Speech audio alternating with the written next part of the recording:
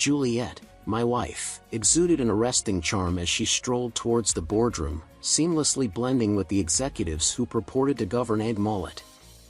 In truth, their detachment from the day-to-day operations could cause them to plummet if they ever engaged at that level.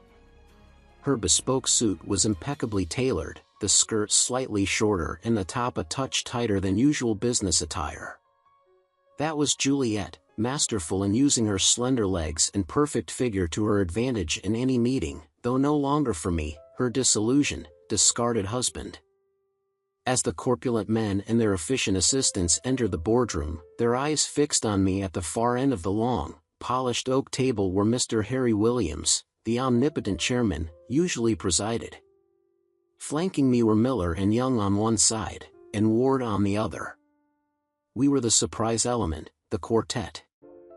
Molly, our stenographer, was already recording every word diligently. "And who might you be?" demanded Williams, known for his direct management style. "My name is Dylan Wright, gentlemen." Juliet's head snapped towards me upon hearing my voice. Until now, she had been engrossed in conversation with Reuben Walker, the marketing director, unaware of my presence.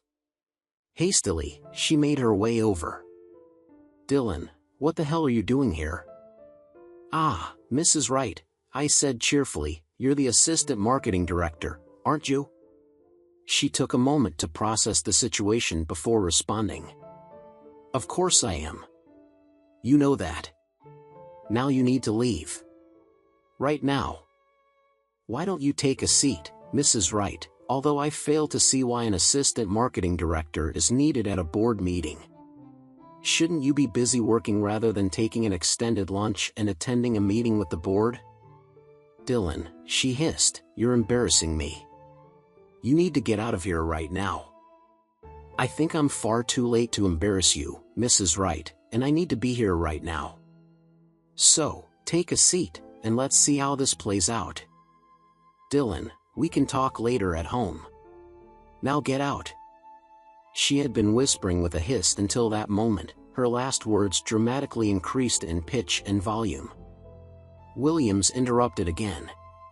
"Someone call security and get these idiots out of here. And let them know someone's losing their job once I find out who let them in." Ward spoke up. "An extraordinary meeting of shareholders is now in session, gentlemen. Security is aware of our presence and our right to be here." "Who the hell are you?" demanded Williams. I never realized he was such a smooth talker, rising from salesman to sales director to chairman by schmoozing, kissing ass, and backstabbing. It's hard to believe he reached his position using such language.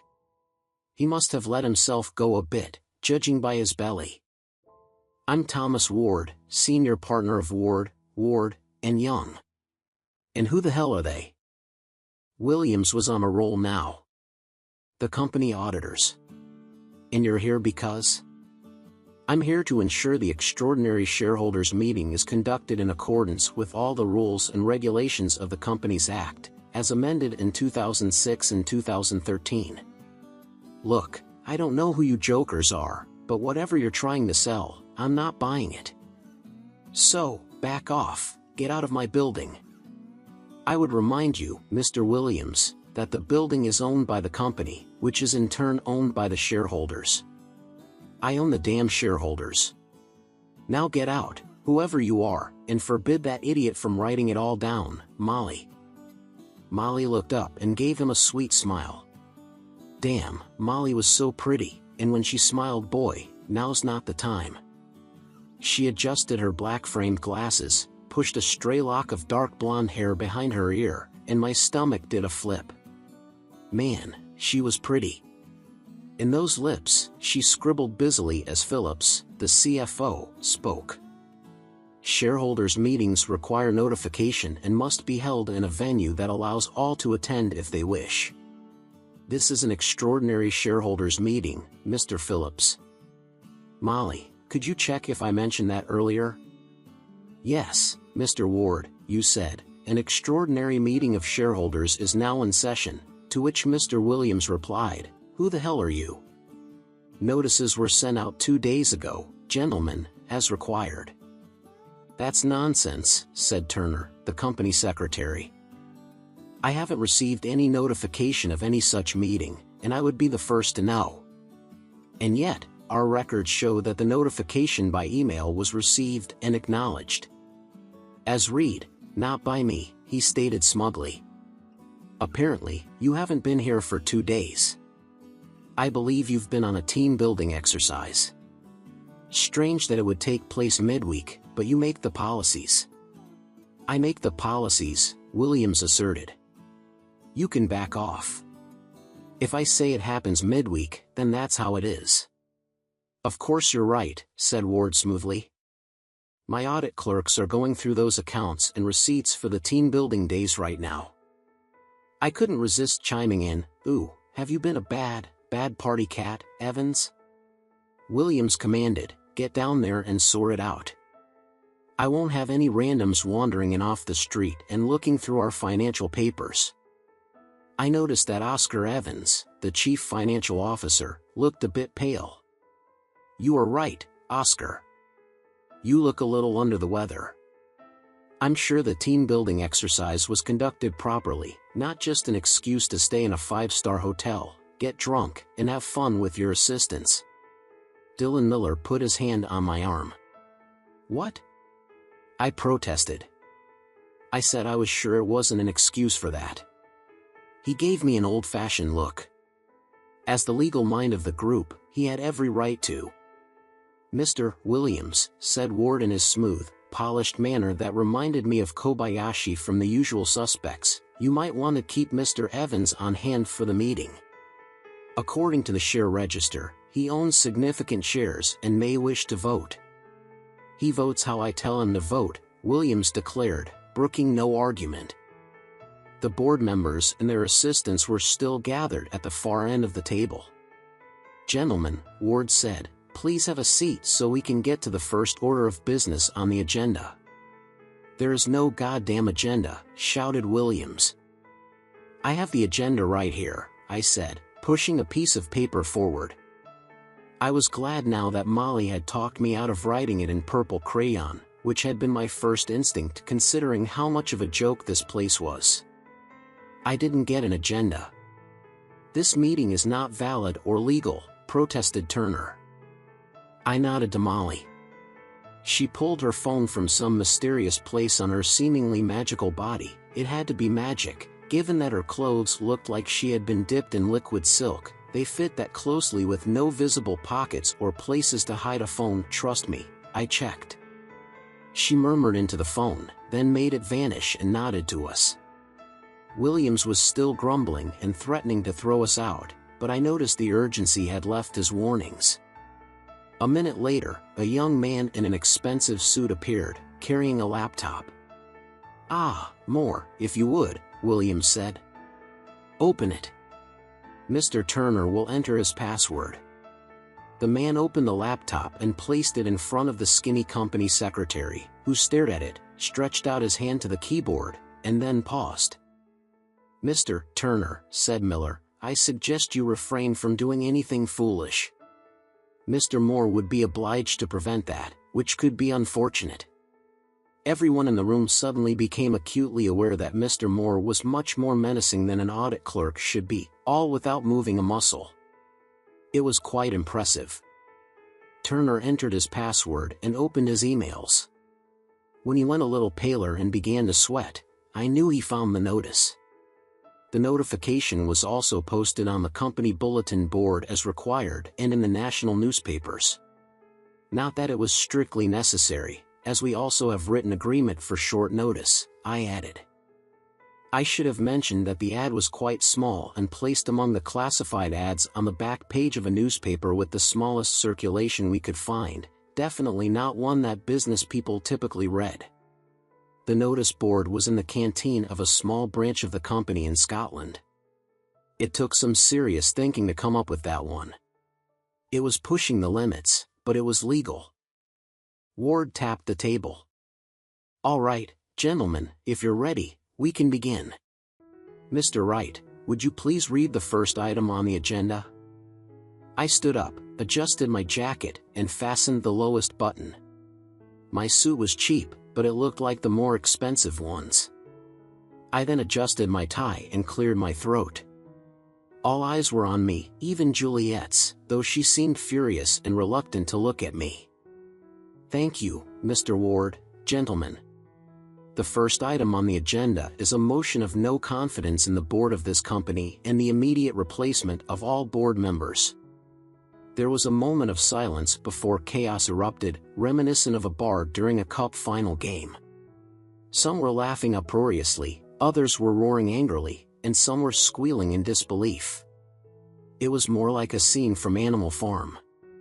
My wife looked so embarrassed by my behavior that she couldn't even glance in my direction. She was slumped in her seat, trying to make herself as inconspicuous as possible. "Any discussion of item 1, gentlemen?" "What's to discuss, Ward?" Williams stared directly at me.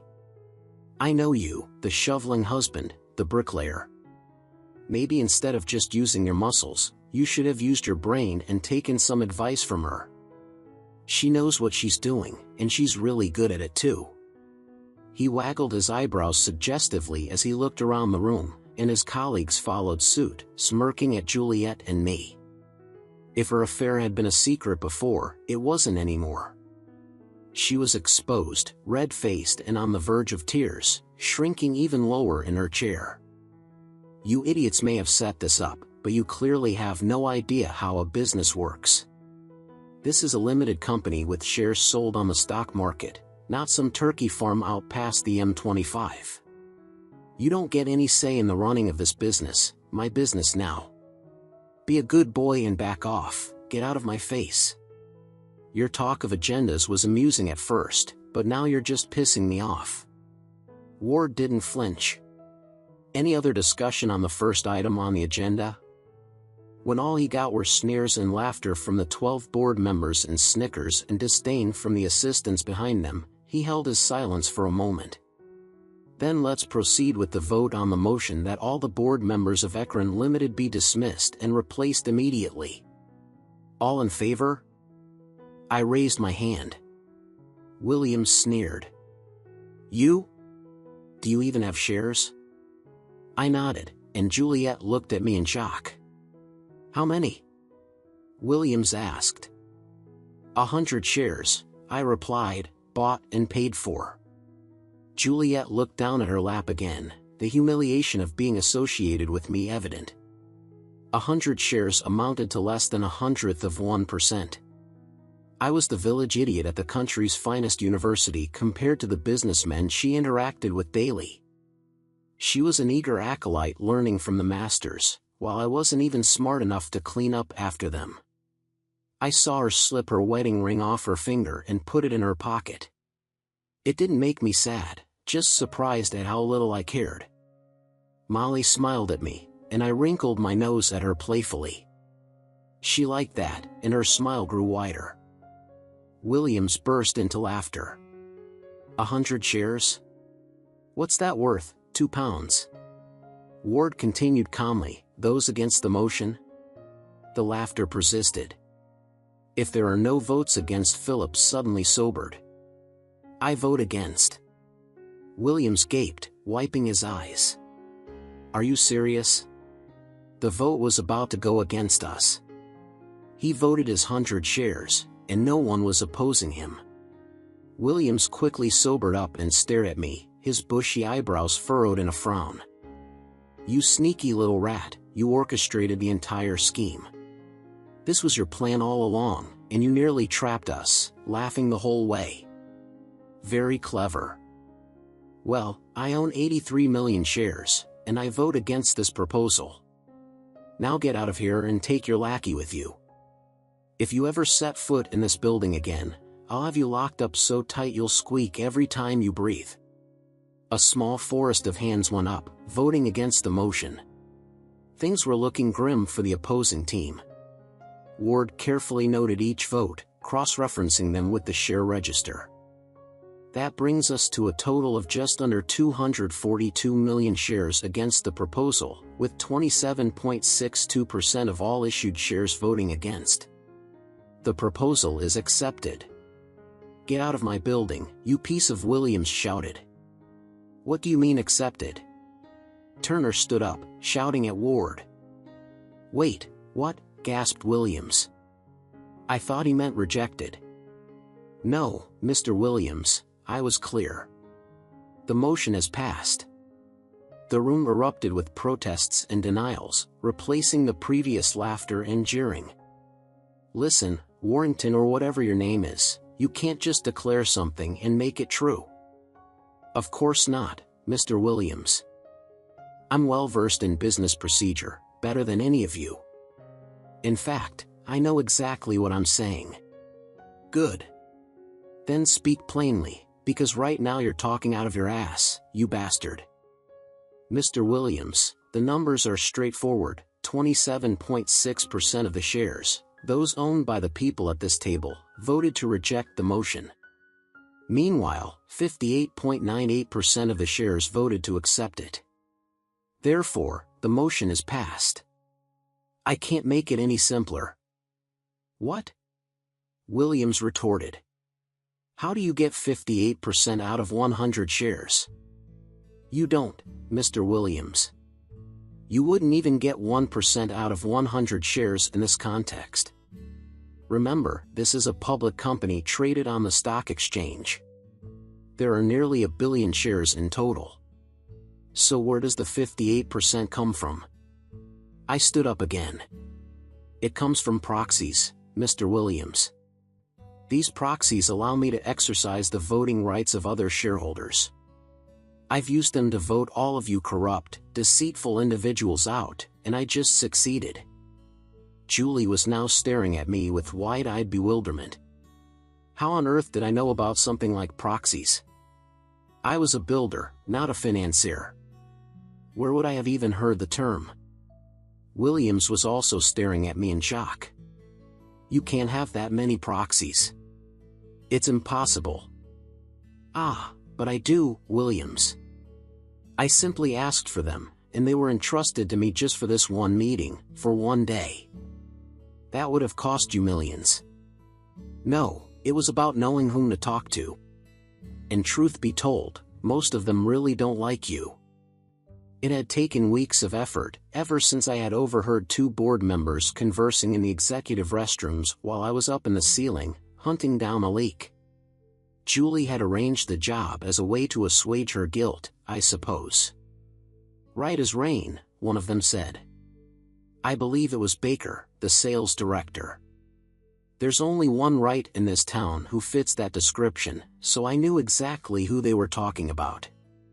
Besides, the fact that she worked just 1 floor down made it obvious. You think Williams is going to share her at the next team building event? Asked the other board member, likely Juliet's immediate boss. He likes to keep her under his wing, where he can keep her close to his heart's content. Although it's been over 2 years, so maybe he's already tired of her. Perhaps he'll share her this year at the Christmas party, but the bastard didn't go for it. He dragged her under the table, and she entertained him while her husband was looking for her. Greedy, more like, tucked under his beer belly, he scoffed. I'm amazed she hasn't ended up flat as a pancake by now. Laughter erupted beyond the bathroom stall. I listened to the sound of 2 zippers being pulled up and the door swinging open and shut as they left. Wash your hands, you filthy pigs, I muttered after them. My head was spinning. I imagined what it would feel like to topple sideways and crash through the flimsy ceiling tiles. Part of me wished for it, hoping maybe it would dull the ache inside. Everything was becoming clear now. I'd had my suspicions for a while. A certain shift in her demeanor had set off alarm bells. Once suspicion takes hold, it festers and grows. I noticed subtle changes in her clothing, particularly her underwear. She started taking phone calls in another room. Our bedroom activities became erratic, infrequent, then excessively frequent, and then infrequent again. Classic signs. But I had been scouring the wrong social circle for the culprit. Julie was a stunning woman with long, flowing black hair and curves that could make any head turn. She always dressed immaculately, never sparing any expense on her looks. Julie never shortchanged herself, that much was certain. I assumed she would seek someone equally impressive, someone who matched her high standards. I felt a twinge of guilt for those thoughts, having never considered that betrayal might come from her. I had been looking at the wrong page in the infidelity playbook. I envisioned her with a handsome, flashy man of substantial prowess, not a small, self-important terrier of a man. It's been over 2 years since that old fool lured her away from me, and I've been grieving ever since. Losing the bond of marriage, even one on its last legs, can be devastating. I wallowed in self-pity for a while, then anger flared up, leading me to consider all sorts of drastic, illegal acts of revenge.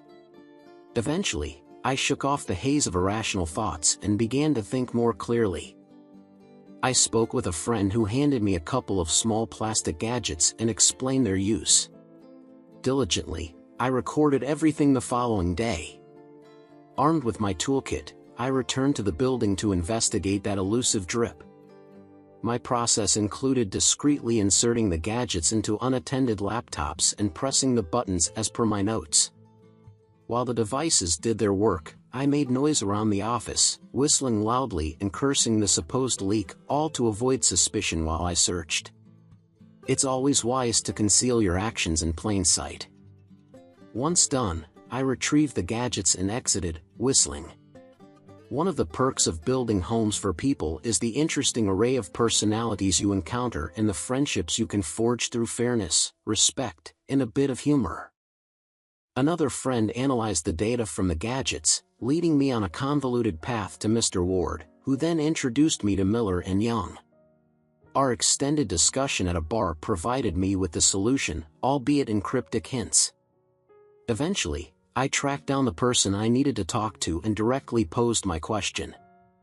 She listened initially, appearing sympathetic, but grew concerned when I showed her the data. After outlining my plan, she laughed and gave me what I needed.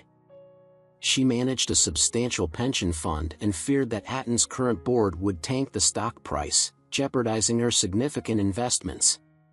She also connected me with the next key individual, meticulously explaining the what, how, when, and why of my plan. Nearly everyone on my list, HED funds, pensions, mutual funds, and bank investments, contributed to the solution, each motivated by different reasons. Some saw profit in it, given they now knew the timing. Some shared my disdain for Harry Williams, while others acted out of spite or simply because they were moved by my story. Surprisingly, none leaked the information, keeping it under the radar. In the end, I secured proxies for more than half of the company shares. I had requested a meeting, and they had granted me an entire day. That day is today, I declared. You're all fired. Molly, please notify security to be ready to escort these individuals off the premises once the meeting concludes. A giggle escaped Molly's lips as she made exaggerated googly eyes at me from behind her glasses. Swiftly working the phone, within a minute, security guards appeared, looming outside the boardroom door, ready for their task. The room fell silent, punctuated only by occasional panicked whispers. The savvier assistants had subtly distanced themselves from their bosses, seeking to disassociate themselves now that their benefactors were out of a job. Julie eyed me as if I might suddenly sprout fangs, and I relished her fear. A little retribution was just the appetizer, the main course was yet to be served. What's next on the agenda, Mr. Ward? I asked, fully aware of the agenda since I had written it myself, but savoring the formality.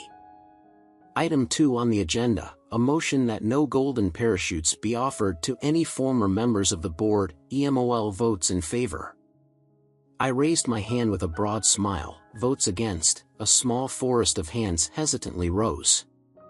The motion is carried. Okay, last try. I want feeling, rhythm, rhyme, and volume set at 11. Jazz hands wouldn't hurt either. At that, Molly started hiccuping from laughing so hard, and for some strange reason, those high-powered executives did exactly as I asked. I recorded it on my phone for posterity. I then informed them that detailed accounts of their sordid affairs with the assistant and my wife had been sent by couriers to their spouses. Eventually, I told them all to back off as they scrambled away, shoving each other in their desperate attempt to escape me and the chaos their lives had become. I sighed and sat up. The remaining 3 members of the gang followed the rush in a more composed manner after Yum managed to get a dazed Juliet to sign the contract for her CEO position, leaving us almost alone. Molly cued my chin with her small hand and asked, "Are you all right?" Her low contralto voice sent its usual shivers down my spine, and I nodded in response. "It's almost over," she whispered. "Get your hands off my husband." Juliet's voice snapped me out of my thoughts. She had apparently shaken off her stupor with a vengeance. I stared at my soon-to-be ex-wife in astonishment. What could she possibly be thinking? I had just humiliated and embarrassed her to an extreme degree, nearly pushing myself over the edge as well. Yes, she had wronged me by cheating, but my retaliation had been brutal. Not only did I made a spectacle out of her lovers, but she was now officially written into the records of a public corporation, a document accessible to any shareholder. This meant she would undoubtedly face a barrage of mentions, divorce proceedings, and countless lawsuits. And now she had the audacity to get jealous. Was she completely insane? Molly spun around, her usual smile replaced by a steely glare. I could almost hear the metaphorical claws slide out. I had met the beautiful Molly Jones 2 years earlier when I built a charming little cottage for her and her fiancé. It was some of my best work. The exterior was rustic, complete with a thatched roof, picket fence, and a meticulously managed wildflower garden, a perfect blend of chaos and order. Inside, however, was a marvel of modern engineering, featuring Italian ingenuity that allowed almost everything to fold up and disappear into walls and cupboards. Molly, being quite petite, had steps built into the kitchen and other high cupboard areas. These two folded and tucked away seamlessly. Half the time, I expected the whole setup to vanish into itself. It was absolutely brilliant. Her fiancé was tragically killed in a senseless road accident caused by a truck wheel that hadn't been properly secured. The wheel flew off at high speed on the motorway, propelled by the truck's heavy load, and bounced improbably high into the air. When it descended, it smashed into the little sports car he was driving on the opposite side of the median. He never had a chance.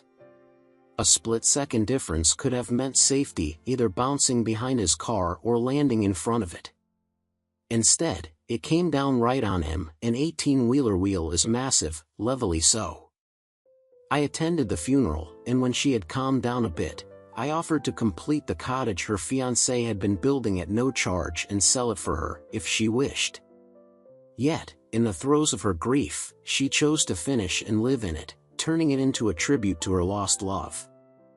She dedicated herself to working on the cottage almost daily, navigating her sorrow.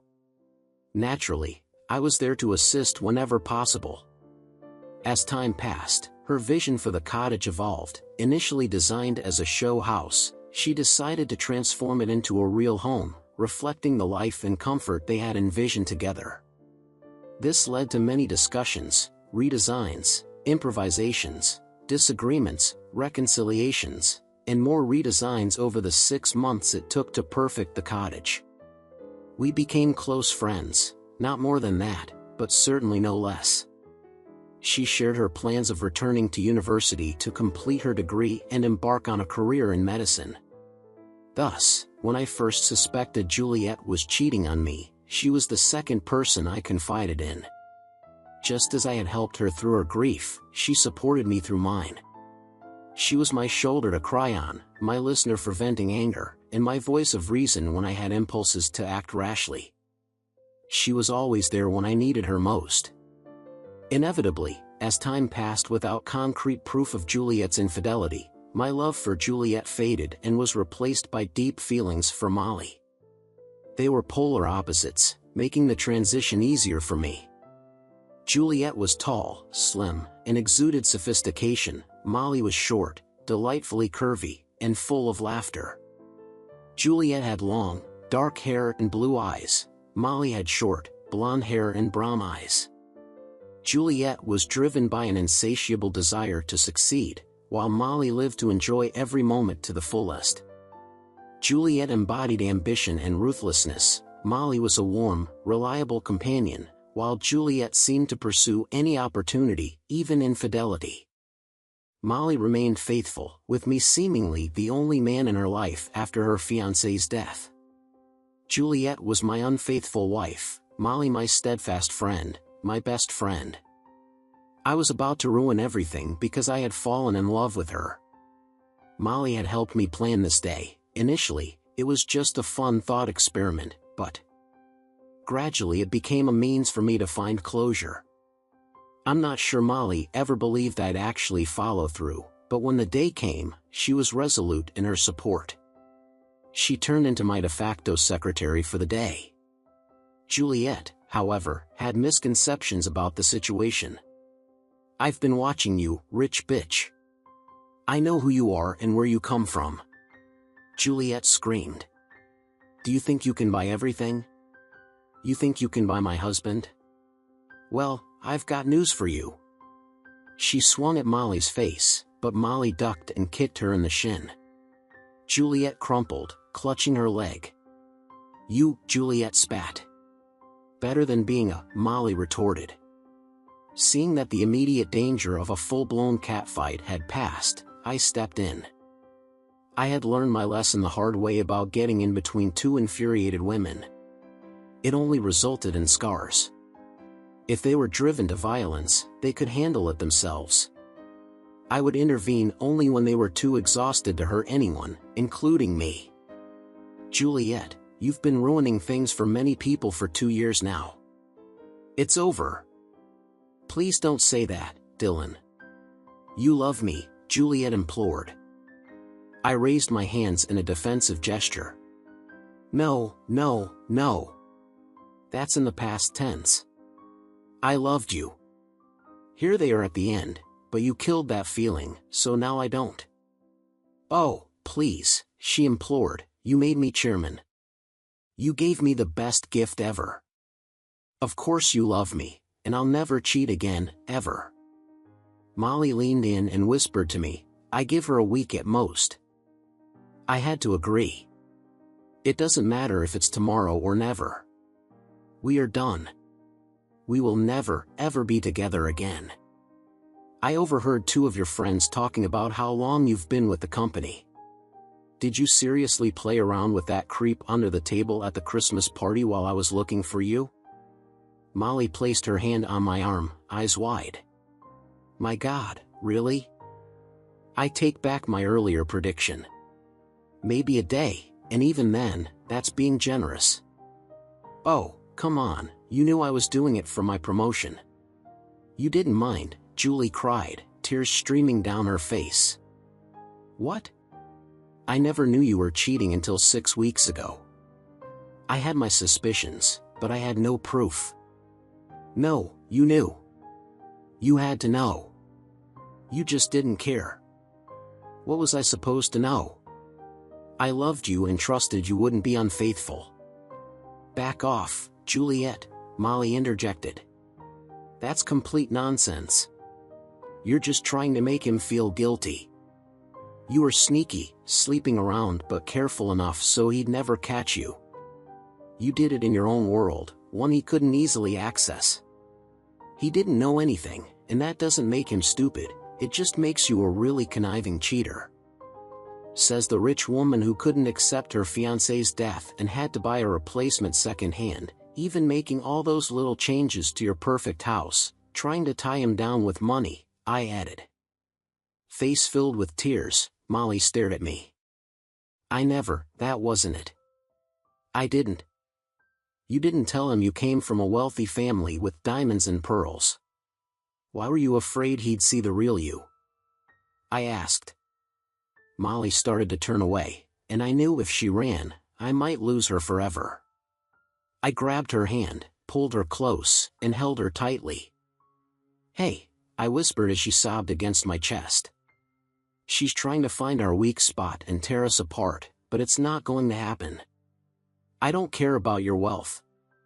You're my best friend. This is classier. She bends reality to suit her needs. How do you think she always got away with her betrayals?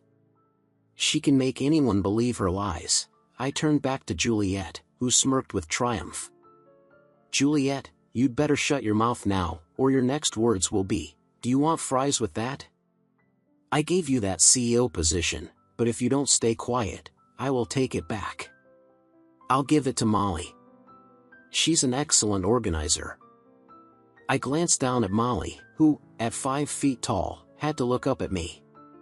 She stared at me with alarm through her tears. She didn't want that position any more than I did. Finally detecting the truth in my tone, Juliet was desperate to keep her chairmanship and knew I held all the proxies for the day. I had the power to reconvene the meeting and change the agenda, potentially removing her and the rest of her team. "Why did you give me the position if you despise me?" she asked. "I don't despise you. I did once, but not anymore. I used to love you, but those feelings have faded. Do you want to know why you got the job? Here's the truth. 6 weeks ago, as I was planning this, I envisioned us divorced. If you lost your job, I would be stuck paying you alimony, funding your lifestyle. That idea was unbearable. But if I promoted you, I thought there might be a chance you'd end up supporting me instead. The idea of you working to support my pleasure seemed like justice, especially given my heart condition, which means I can't work anymore." Molly glanced at me with fear in her eyes. I cupped her face in my hands and gently wiped away her tears with my thumbs. "I don't actually have a heart condition, but I could easily get a doctor's note saying I do. I have friends in unusual places," I reassured her. She threw her arms around me, sobbing. "I'm sorry," she said, her voice muffled against my chest. "But I don't want to be your best friend anymore." Juliet laughed mockingly, but I shot her a venomous look that made her step back. I gestured for her to stay away, and she retreated to the other side of the room. "Really?" I asked Molly. She nodded, and I felt an overwhelming exhaustion wash over me. I was weary of my emotions, constantly riding the tumultuous waves of hope and fear, never quite blending like oil and water. "I'm so sorry," I said softly. "I never intended to fall in love with you. I just wanted you to be my best friend. It just happened. I'm sorry I ruined everything." Molly's wide, brown eyes stared up at me. "You fell in love with me?" she repeated. "Yes, and I'm sorry it damaged our friendship," I admitted. I realized I might have gone too far. Perhaps I should have kept my feelings to myself. I nodded, feeling a mix of misery and loneliness set in.